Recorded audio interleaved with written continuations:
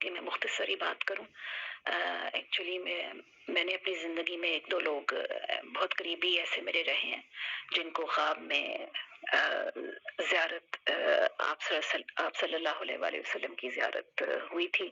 تو آپ صلی اللہ علیہ وآلہ وسلم واقعی کہہ سکتے ہیں کہ چاند کی طرح خوبصورت تھے. اصل میں چاند سے تشبیہ اس لیے دی جاتی ہے کہ چاند میں ایک دلکشی اللہ تعالیٰ نے جو رکھی ہوئی ہے، اس میں ایک چاند کی روشنی میں ایک پرسکون روشنی ہے، اس کی بہت دل کو تسکین دینے والی روشنی ہے.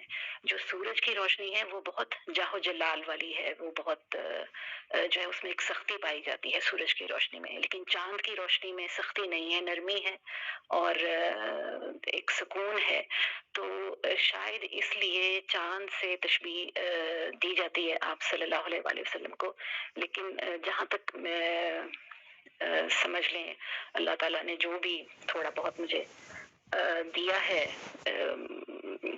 میں بیان نہیں کر سکتی، لیکن آپ صلی اللہ علیہ وسلم میں گواہی دے سکتی ہوں کہ بہت ہی خوبصورت اور روشن چہرہ اور بہت پرنور چہرہ. اس کو آپ گورا کہہ لیں، آپ گورا نہیں کہنا چاہتے نہ کہیں، لیکن بہت روشنی والا بہت پرنور چہرہ آپ صلی اللہ علیہ وسلم کا تھا. بے شک اس میں کوئی دو رائے نہیں ہے. ایکچولی یہ اتنی بڑی ہستیاں ہیں کہ ان کی خوبصورتی کو بیان جو ہے وہ الفاظ میں کیا بھی نہیں جا سکتا. جو اصل بات یہ ہے کہ ان ہستیوں کی خوبصورتی کو بیان نہیں کیا جا سکتا، اور ان کو دیکھ لینا، ان کی زیارت کر لینا بھی جو ہے وہ بہت ہی کوئی نصیب والے لوگ جو ہوتے ہیں وہ کر سکتے ہیں. تو اس لیے بہت ہی احترام کے ساتھ میری کوشش ہوتی ہے کہ آپ صلی اللہ علیہ وسلم کا ذکر ہو یا آپ کی آل کا یا آپ کے صحابہ کا، تو بلکہ اولیاء کرام کا بھی. مجھے ان ساری شخصیات میں ایک خاص دلکشی، ایک خاص خوبصورتی نظر آتی ہے، کیونکہ اس کی ایک وجہ ہوتی ہے کہ اللہ تعالیٰ جب کسی کی ذات میں اتنے زیادہ اوصاف پیدا کر دیتا ہے نا، بہت زیادہ صفات کے حامل یہ لوگ ہوتے ہیں، جتنے بھی بڑی شخصیات، انبیاء کرام ہو یا صحابہ کرام ہو یا آپ صلی اللہ علیہ وسلم کے خاندان کے لوگ ہوں، ان میں ایسی صفات اللہ تعالیٰ نے ڈال دی ہوئی تھی کہ وہ ایسی صفات کے حامل لوگ جو ہیں میری نظر میں ان میں دلکشی اور خوبصورتی ایسی آ جاتی ہے جو بیان کے قابل نہیں رہتی، جو میں نے ابھی تک محسوس کیا ہے. تو بس میں اتنا ہی کہنا چاہتی تھی. بہت شکریہ جی، تھینک یو شکیل بھائی کو آپ چانس دے دیں. بہت شکریہ، اللہ آپ کو جزائے خیر دے. ایسا ہے کہ میں ایک ایگزامپل دیتا ہوں، چھوٹی ایگزامپل ہے، دینی نہیں چاہیے لیکن آپ لوگوں کو سمجھانے کے لیے دے رہا ہوں کہ ایک محلے کے اندر، شہر ہو یا گاؤں ہو، ایک محلے کے اندر ایک دکاندار ہوتا ہے. ہر محلے کے اندر اس دکاندار کے اندر جب بچے چھوٹے بچپن میں جب وہ اس کی دکان پہ جاتے ہیں تو وہ ہر بچے کو، چونکہ اس کے والدین اس سے سودا لیتے تھے، کینڈی پکڑا دیتے ہیں. ان بچوں سے کبھی ان کے امیج کا پوچھ لیں، اگر وہ آپ کو 100% بتا دیں تو میں یہ ساری کتابیں جو لکھا ہے اس کو فالو کروں گا. کیونکہ جب کوئی عنایت کرنے والا ہوتا ہے، جب کوئی محبت سے ہر کچھ دینے والا ہوتا ہے، اپنے پاس کچھ نہ رکھنے والا ہوتا ہے، تو جو اتنی مہربان شخصیت ہوتی ہے اس کے چہرے کی طرف تو کوئی دیکھ ہی نہیں سکتا. یہ تو انسانی ویکنس ہے کہ جب آپ پہ کوئی احسان کرتا ہے تو آپ اس کے چہرے کی طرف نہیں دیکھتے بلکہ سرنگو ہو کے آپ شکریہ ادا کرتے ہیں. تو یہ خد و خال کیسے؟ بہرحال اللہ بہتر جانتا ہے. جی شکیل بھائی السلام علیکم. السلام علیکم ورحمۃ اللہ وبرکاتہ. سب سے پہلے معذرت، اچھا میں موبائل چارج ختم ہو گیا تو راستے میں تھا. تو ابھی دو باتیں ہیں. پہلی بات تو صراط مستقیم کے اوپر بات ہوئی، ڈاکٹر احمد صاحب نے اور انجینئر صاحب نے، شاہد صاحب نے شاید بات کی ہوگی، انجینئر صاحب نے بھی بات کی اس کے پر مفصل انداز میں. تو ابھی جو مسئلہ ناصر صاحب جو آپ نے فرمایا، بالکل آپ کی بات ایک زاویے سے، جس زاویے سے آپ بات کر رہے ہیں، آج کل جو مختلف قسم کے شکل بنا کے جو مسلمانوں کی دل آزاری کر رہے ہیں، آپ شاید غالباً اس زاویے سے بات کر رہے ہوں گے. تو میں سمجھا آپ اس زاویے سے بات کریں. لیکن جہاں تک کہ رسول اللہ صلی اللہ علیہ وسلم کی صفات، خلقی صفات بیان کرنے کا محدثین نے یا مؤرخین نے اس بات کا اہتمام اس لیے کیا، اس کی دو بڑی وجوہات ہیں. ایک وجہ کی ایک جو پہلی وجہ ہے اس کے اوپر میرے خیال میں مونا بہن نے ہلکی سی روشنی ڈالی ہے. آپ کتاب الرؤیا خوابوں کی جو کتاب ہے اس کے بارے میں جب پڑھتے ہیں تو بہت سارے لوگ ہمارے لوگ جو نا دعویٰ کرتے اس نے رسول اللہ صلی اللہ علیہ وسلم کو خوابوں میں آپ صلی اللہ علیہ وسلم کی زیارت کی. تو وہاں پر محدثین فرماتے ہیں جنہوں نے اس آپ صلی اللہ علیہ وسلم کی خلقی صفات بیان کیا ہے کہ ایک انسان جب وہ رسول اللہ صلی اللہ علیہ وسلم کی مکمل سیرت کو پڑھ لیتا ہے، آپ کی سیرت پر چلتے ہیں، تو اللہ تعالیٰ ہو سکتا ہے کہ اللہ تعالیٰ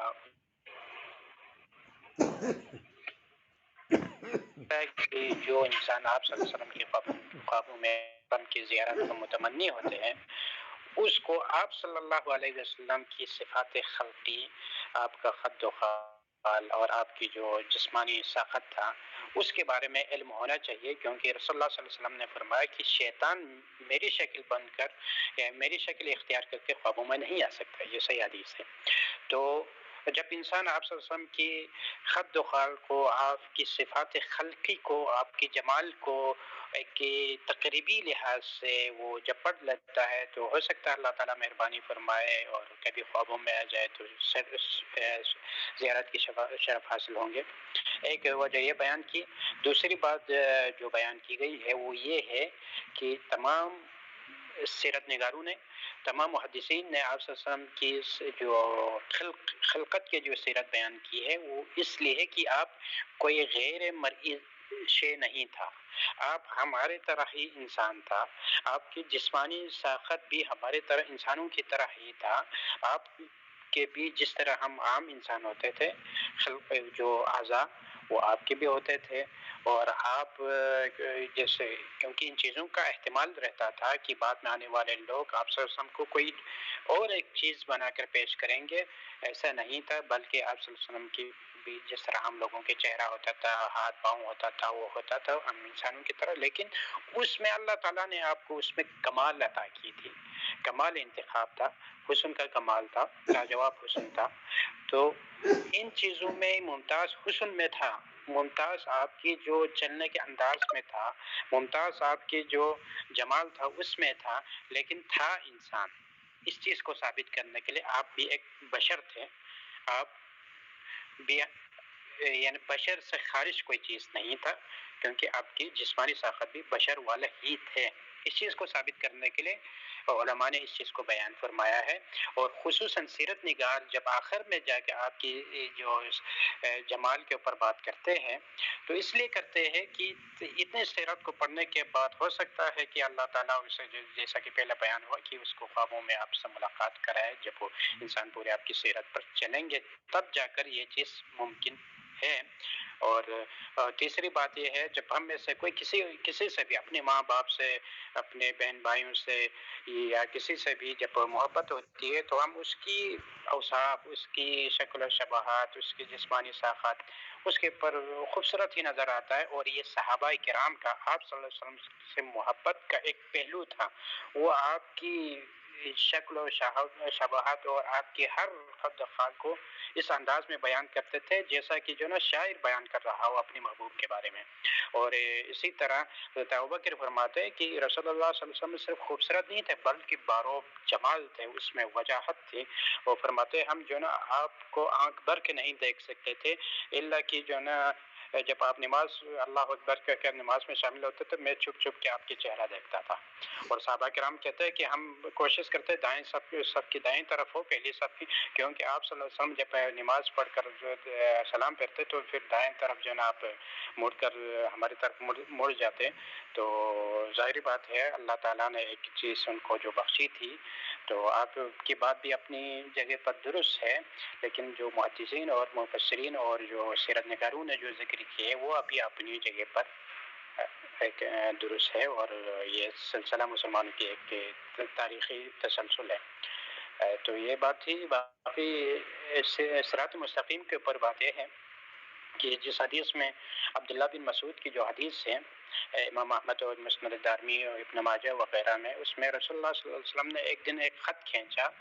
پھر بعض روایتوں میں آتا ہے کہ آپ نے وہاں پہ اپنی انگلی مبارک کو کھڑا کر کے فرمایا یہ ہے صراط مستقیم، سیدھا راستہ جو اللہ کا راستہ ہے، جو اللہ نے تمہارے لیے چنا ہے، جو صرف سیدھا اللہ کی طرف جاتا ہے، جو جنت کی طرف جاتا ہے، جو ان لوگوں کا راستہ ہے جن پر انعام کیا گیا، جس کی سوال تمہیں ہر نماز میں کرنے کا حکم دیا گیا، یعنی الحم شریف کے اندر فرمایا۔ پھر اس کے دائیں بائیں لکیر کھینچے تو آپ نے فرمایا اور یہ راستے جو ہے نا یہ شیطان کا راستہ ہے، اور ہر راستے پر ایک شیطان کھڑا ہو کر وہ اپنی طرف بلا رہے ہیں، اگر تم اس راستے کو چھوڑ کر دوسرے راہوں پہ چلنا شروع ہوں گے تو یہ راستہ تم چلنا شروع کریں گے تو تم اللہ کے راہ سے، اللہ کے راستے سے، صراط مستقیم سے بھٹک جاؤ گے۔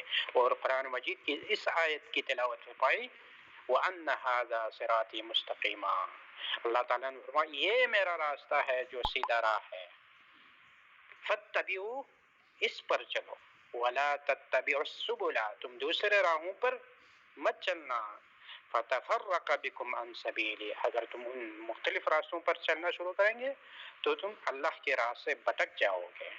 لہذا صراط مستقیم پر چلنے کے لیے ضروری ہے کہ جو مختلف راستے ہیں، مختلف جو بعد میں پیدا شدہ چیزیں ہیں، شیطانی خیالات ہے، شرکیات بدعات ہے، ان سے بچ کر اللہ کے راہ پر قرآن و حدیث میں جو چیز متعین کی ہے اسی پر چلنا ضروری ہے۔ اور یہاں پر ایک بہت اہم نقطہ ہے جو آج کل ہمارے ہاں عام طور پر کہتے ہیں کہ اسلام ہے، یہودی ہے، نصرانی ہے، جو بھی ہے، سب راستہ اللہ کی طرف جاتا ہے، سب جنت میں جائیں گے۔ اور قرآن مجید کی ایک آیت پر استدلال کرتا ہے ان الذین آمنوا والصابئین والنصارى من آمن باللہ والیوم الآخر، کہہ کر نصارہ بھی، مجوسی بھی، ہر دین جو ہے اللہ کی طرف جاتا ہے۔ یہاں اللہ نے فرمایا اللہ کی طرف جانے والا راستہ ایک ہے، وہ اسلام ہے، دائیں بائیں جاؤ گے تو گمراہ ہو جائیں گے۔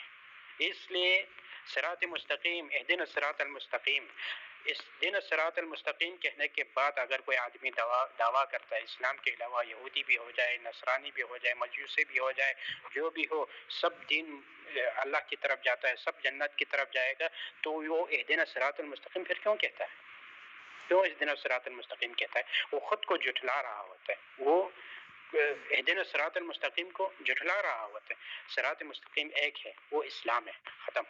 آپ صلی اللہ علیہ وسلم کی آمد کے بعد آپ کی تعلیمات، آپ کے احکامات، آپ کے فرامین جو ہمارے لیے شریعت ہے وہ اسلام ہے، اور کامیابی فلاح دین اسلام ہی میں ہے۔ باقی سارے ادیان کچھ منحرف ہو گئے، کچھ منسوخ ہو گئے، اور کامیابی صرف اسلام ہے۔ اور یہ جو وحدت ادیان کا جو نعرہ ہے وہ الحاد ہے۔ رسول اللہ صلی اللہ علیہ وسلم نے فرمایا آگے پیچھے سائڈ میں جو راستے نا وہ الحاد تھے، وہ گمراہی ہے، وہ تمہیں راہ حق سے بھٹکا دیں گے۔ الحاد کا معنی ہے میل، دائیں سائڈ بائیں سائڈ، سیدھی راہ سے اٹک جانا، بھٹک جانا، وہی الحاد ہے۔ تو اسی میں جو ہے نا اللہ تبارک و تعالیٰ نے ہمیں صراط مستقیم کی طرف ہمیں رہنمائی کی ہے۔ تو اللہ تبارک و تعالیٰ سے دعا ہے اللہ تعالیٰ ہمیں موت تک صراط مستقیم پر چلائے، اور جب ہماری روح پرواز کر رہی ہو دنیا سے، جب ہم دنیا سے جا رہے ہو تو کلمہ توحید پر ہماری موت ہو، اور رسول اللہ صلی اللہ علیہ وسلم کی سیرت پڑھ کر آج ہم ختم کر چکے رحیق المختوم کو۔ اللہ تعالیٰ سے میری دعا ہے جنہوں نے انتظام کیا، اسپیس ابتدا کی، اور جن ہمارے خواتین حضرات نے یہ پڑھ کر اختتام تک پہنچایا، اللہ ان سب کو اجر عظیم سے نوازے، ان سب کو اللہ تعالیٰ قیامت کے دن آپ صلی اللہ علیہ وسلم کی شفاعت نصیب کرے۔ اللہ تعالیٰ ان سب کے لیے نبی کریم صلی اللہ علیہ وسلم کی مسجد کی زیارت کی توفیق عطا فرمائے، آپ ان سب کو مدینہ کی زیارت کی توفیق عطا فرمائے، اور ان سب کو رسول اللہ صلی اللہ علیہ وسلم کی سیرت اور جس طرح صحابہ آپ سے محبت کرتے تھے اسی طرح محبت کرنے کی توفیق عطا فرمائے۔ اور حقیقی محبت اتباع ہے۔ اللہ نے بھی فرمایا اگر آپ محبت کرتے تو اتباع کریں، تو حقیقی معنوں میں اتباع کر کے رسول اللہ صلی اللہ علیہ وسلم کی اتباع کر کے عملی محبت کرنے کی توفیق عطا فرمائے۔ وآخر دعوانا الحمدللہ رب العالمین۔ شکریہ جی، جنہوں نے یہ کتاب لکھی